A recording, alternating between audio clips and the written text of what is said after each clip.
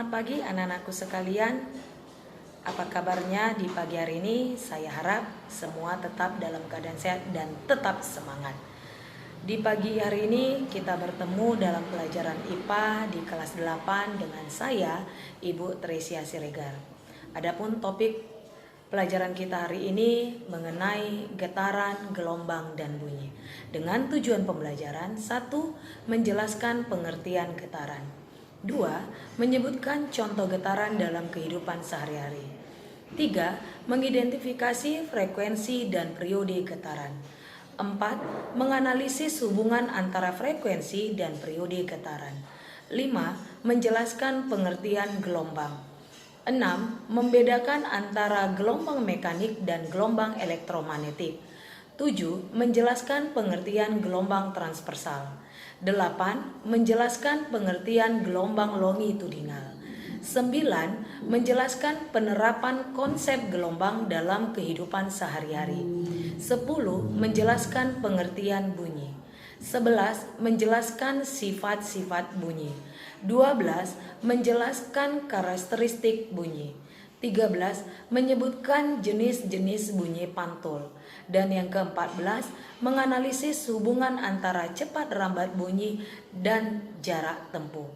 Inilah tujuan pembelajaran kita hari ini, dan untuk lebih memahami topik materi getaran, gelombang, dan bunyi, silakan kamu saksikan video pembelajaran berikut ini. Selamat belajar dan tetap semangat. Getaran, gelombang, dan bunyi. Definisi dan besaran fisik getaran. Getaran didefinisikan sebagai gerak bolak-balik benda melalui titik kesetimbangan. Contoh getaran dalam kehidupan sehari-hari adalah gerak ayunan, gendang yang dipukul, ataupun bandul jam dinding yang sedang bergoyang. Besaran dalam getaran ada 4. Yang pertama frekuensi, periode, simpangan, dan amplitudo. Kita mulai membahas yang pertama, yaitu frekuensi. Apa itu frekuensi? Frekuensi adalah banyaknya getaran yang terjadi tiap satuan waktu, atau didefinisikan sebagai banyaknya getaran yang terjadi setiap 1 sekon. Frekuensi dilambangkan dengan huruf F dengan satuan Hertz atau disimbolkan dengan Hz. Periode. Periode adalah waktu yang dibutuhkan untuk melakukan 1 kali getaran. Periode dilambangkan dengan huruf T besar dan satuannya adalah sekon. Yang ketiga adalah simpangan. Simpangan adalah jarak yang ditempuh benda bergetar dari titik kesetimbangan. Simpangan dilambangkan dengan huruf Y dengan satuan meter. Berikutnya adalah amplitudo. Amplitudo adalah simpangan maksimum yang ditempuh benda bergetar. Amplitudo dilambangkan dengan huruf A dan satuannya adalah meter. Hubungan antara frekuensi dan periode dapat kita lihat pada rumus F sama dengan N dibagi T, dengan T sama dengan T kecil per N. Bila kedua persamaan ini digabungkan, maka akan diperoleh persamaan baru, yaitu F sama dengan 1 per T atau T sama dengan 1 per F. Hubungan di atas mempunyai arti bahwa frekuensi dan periode memiliki hubungan berbanding terbalik. Bila frekuensi besar, maka periodenya akan kecil. Begitu juga sebaliknya. Bila periode besar, maka frekuensinya akan kecil. Sumber getaran. Sumber getaran berasal dari bunyi atau suara yang muncul karena ada sesuatu yang bergetar. Getaran sama dengan gelombang atau energi yang menjalar. Sekarang kita masuk mengenai gelombang. Apa itu gelombang? Gelombang adalah getaran atau energi yang menjalar ataupun energi yang merambat. Jenis-jenis gelombang. Berdasarkan arah getarannya, gelombang dibagi atas 2 bagian, Yang pertama adalah gelombang transversal. Gelombang transversal adalah gelombang yang arah getarannya tegak lurus dengan arah rambatnya. Yang kedua, gelombang longitudinal. Gelombang longitudinal adalah gelombang yang arah getarannya sejajar dengan arah rambatnya. Jenis gelombang berdasarkan medium rambatannya. Yang pertama adalah gelombang mekanik, yaitu gelombang yang dalam perambatannya memerlukan medium perantara.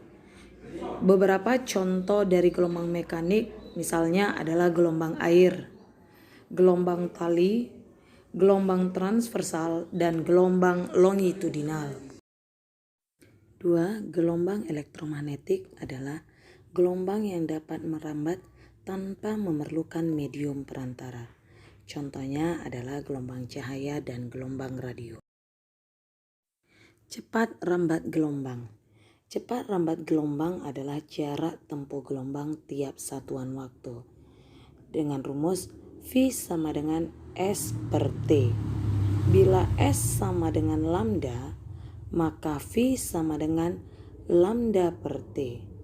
Karena 1 per T sama dengan F, maka V sama dengan lambda dikali T.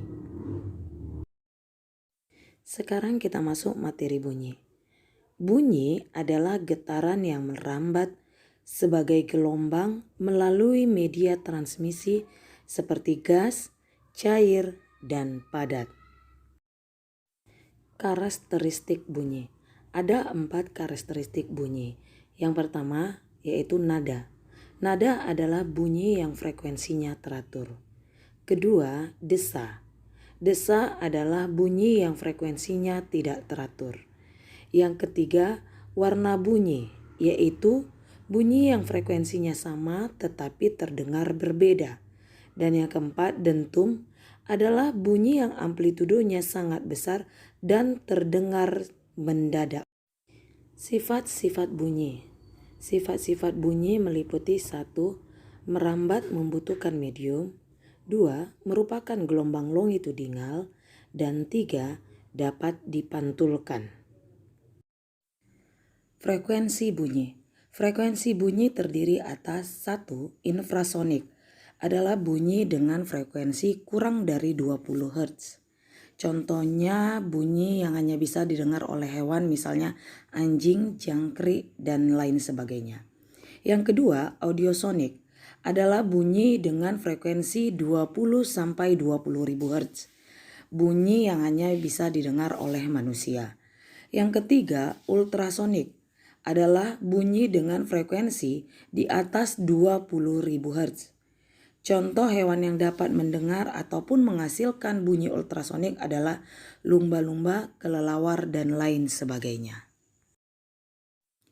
Cepat rambat bunyi. Cepat rambat bunyi adalah jarak yang dapat ditempuh oleh bunyi tiap satuan waktu.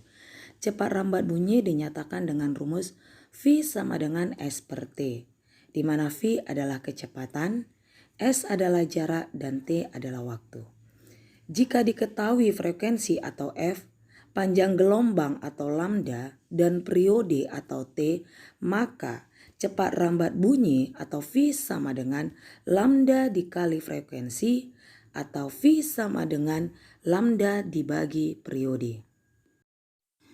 Sekarang kita masuk mengenai manfaat gelombang bunyi.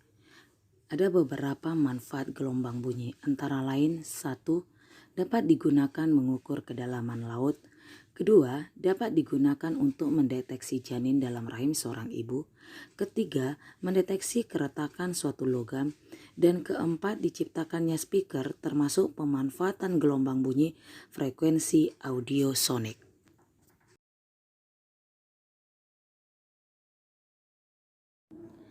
Demikianlah pelajaran kita hari ini. Ibu berharap kalian bisa mengerti dan memahaminya. Terima kasih. Dah. Salam sehat buat kita semua dan tetap semangat.